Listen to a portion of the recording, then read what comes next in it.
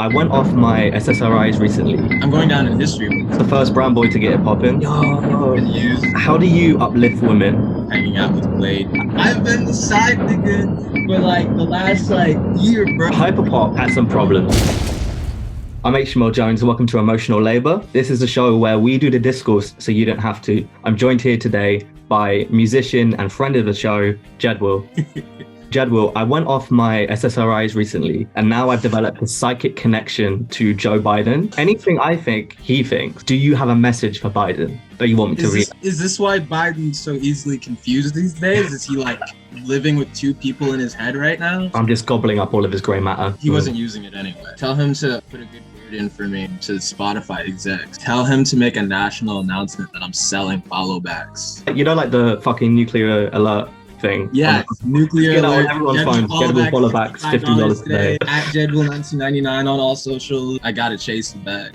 You don't even need to be president after that. I'm going down in history books. It's like some weird fumble that he made. Oh, just another gaff. I'll just be like, oh, how'd that happen? Excluding me, because obviously I am your favorite. Who's your favorite South Asian artist?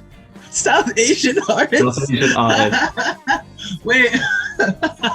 You think I have a little checklist? Yeah.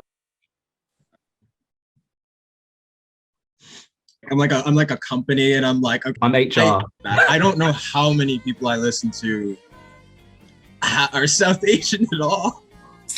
But can you name one other than me?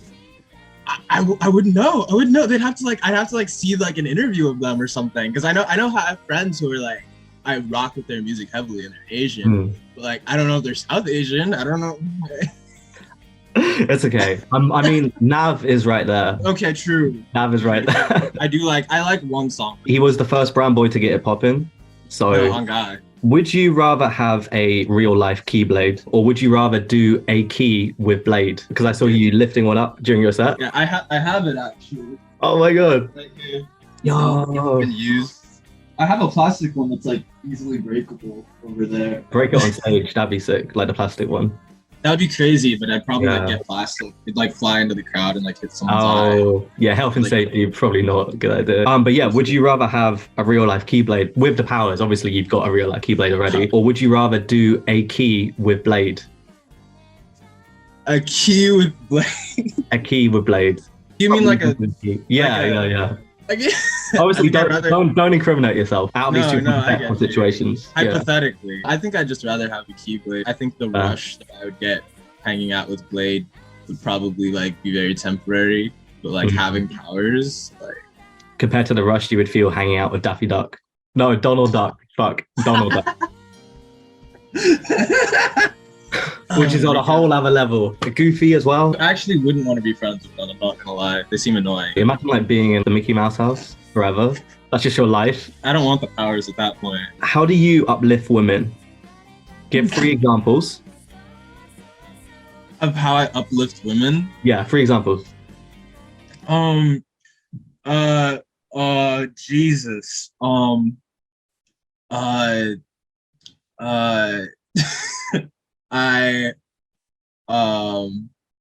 You know what? I have answers for this. The cameras are rolling, so always checking with people's boundaries. Advocating for trans rights is always very based. Way to make a lot of women feel safe. Is there a third way?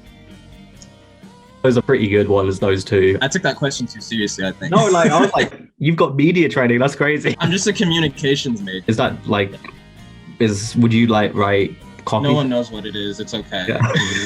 I remember examples of things that would happen that stuck with me. I remember we went to seminar talks for sexual assault survivors and their stories and how to react to stuff like that. And, all right. Broke down what it's when media does appropriation. We talked about how simulacra and Disneyland and how it's all appropriated. Oh, what? I don't even know what that word is. That's crazy. I don't know what simulacra means either. I just know it's a communications term. Fuck, marry, kill. Ableton users, FL Studio users, or Logic users. Ableton users are really sexy, but they all scare me. They all know more. They have access to better things. They're upper class. I would sleep with an Ableton user, but I would not want to marry them. I would end up being the male wife at that point. I did one. Hey, that sounds good to me. FL, Mary, I think is Nice. the most relatable, and then Logic Kill, because Logic users are like SpongeBob to me. I don't know how else to describe them. I don't know how to unravel that one. Take that as you will. They're like a bit corny and they secrete algae. I don't even know that's what sponges do, but sure, yeah, I think that's one way to interpret it. Special shout out to Audacity users as well, because I know that they have a special place in your heart, but sadly they are resigned to sneaky link material. They're like a long-running adulterous relationship that ruins your marriage with FL. That's literally what I am. I've been the side nigga for like the last like year, bro. Like that's literally what I am. That's so funny. What do you think are the most sus languages for white people to learn? Speaking from experience, I know Japanese, right? And I think that's one of the most sus ones. Everyone just has like these weird ideas about like anime in Japan. In any class you go to, there'll be a lot of people doing the Naruto run at the age of like 25. I'd say like any countries where like the age of consent is really low, or like oh, that's a good like get sex slaves and stuff. Like I think if you're learning like languages in those countries, like I'm like you think about it, like the sex part kind of belt. Southeast Asia. Like, what do you? Why are you so fluent in that, dog? Like, what are you doing? Why do you only know how to say certain things in the language? Yeah, how much or something? Hyperpop as a genre name has some problems. It spans genres.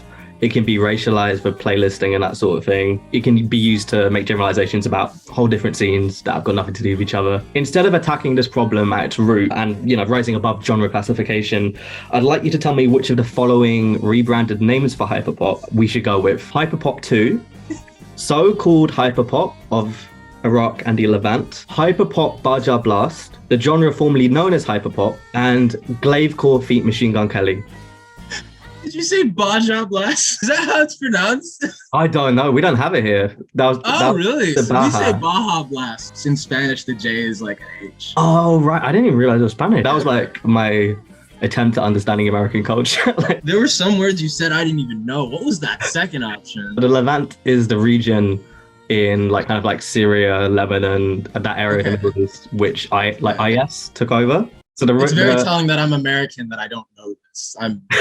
Maybe it was just like a British word for it. It's always a funny joke when you have to really explain the reference. We should rename. Actually, no, we shouldn't do that. We shouldn't monetize that. I was gonna say we could rename Hyperpop to Free Palestine, and then I was like, no. Hey, no. That's a good idea. And then we just donate all the money to like BDS. Or something. Yeah, if we donated all the money, I'm gonna list some British traditional foods. I've made one of them up, but you have to guess which one. Spotted dick. Mucky dripping, dead man's arm, Scotchwood cock, and then literally the F slur, which I won't repeat, but it's literally the F slur. So I'll repeat those again. All of these up. You 100% made all of these up. These aren't really real. You have to have. Why are they all so crazy? So that was a trick question. They're all real.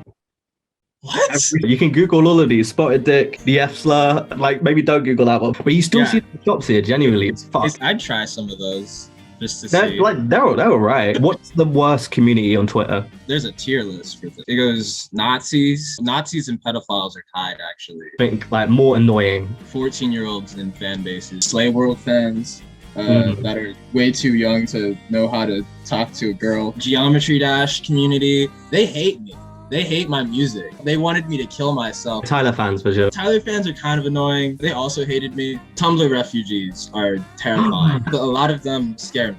That's kind of me, actually. I'm kind of a Tumblr refugee. I've reformed from my previous ways using Tumblr. Nothing specific. That's the wrong answer, though. The right answer is white people. True. Speaking of white people, how do you think we, as allies, can help the white community be better represented in music? Buy Post Malone's albums and merch. Machine Gun Kelly, advocate for the good things he does. We got to stream Rich Minion as well. True, please. Put it on repeat. That count one. Who's your favorite non-binary person? Oh, God. There's a tier list. Jedwill ranks non-binary people. Unprompted. That's crazy. Definitely Snoopy from Charlie Brown. What? Yes. Oh my god. Like, he does not care about gender. Like, he just does whatever. Not at all. He's just chilling. I don't even know their pronouns, actually. They don't even talk. Would you say that we need to silence non-binary people so they don't talk? Like, they should be like Snoopy. All non-binary people must be like Snoopy.